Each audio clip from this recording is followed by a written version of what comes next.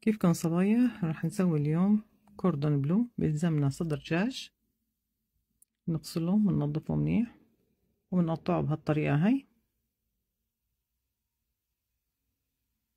وبنحطه بالمكسر مشان نطحنه. نضيف له هون البهارات، عندنا بهارات الدجاج، بهارات الكاري، فلفل أحمر، فلفل أسود وفلفل أبيض وهيل وملح.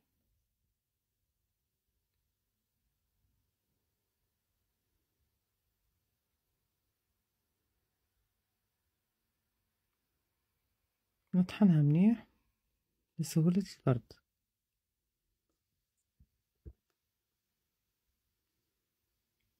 بعد ما طحناها هاي شكلها، بنحط قطعة تقريبا وزنها بيكون 70 جرام، بنفردها بهالطريقة هاي بصينية الفرن. أنا استخدمت هاي الصينية، أعطي الشكل دائري. هون ضفنا لها شرحات الرومي مع جبنة الموزاريلا وجبنة الشيزر، أو أي نوع جبنة بدكن إياها كمان بتصير. ممكن كمان شرحات البقر، أي نوع من أنواع المرتديلا أو السلامي. وفيكم كمان بس تحطوا بس جبنة موزاريلا، وبنحطها بالفريزر تقريبا ساعة مشان تجمد شوي، مشان سهولة الشغل فيها. كمان هاي عنا القطعة التانية كمان بنفس الطريقة مسوية.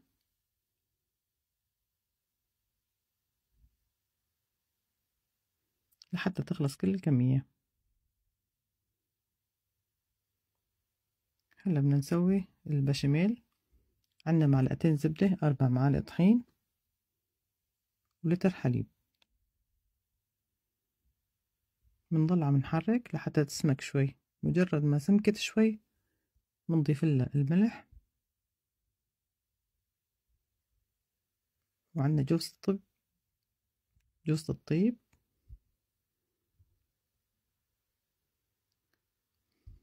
والفلفل الأبيض طبعا، وعندنا الذرة حسب الرغبة. فيكم ما تضيفوا لها كمان، وفيكم تضيفوا لها كمان فطر. وعندنا هون جبنة موزاريلا تعطيها نكهة طيبة. وهي لما سمكت صارت بهالشكل هاد. عندنا هون بيضتين ضفنا لها فلفل أبيض وملح، وعندنا بقسماط بالإضافة للطحين. أول شي بنحطها بالطحين، بعدين بالبيض، بعدين بالبقسماط بهذا الشكل،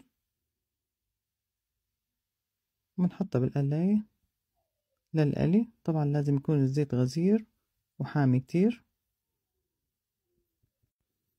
هيك لحتى تخلص معنا الكمية كلها. وهذا الشكل النهائي. بنضيف لها الصوص اللي عملناه، صوص البشاميل، كتير طيبة معه.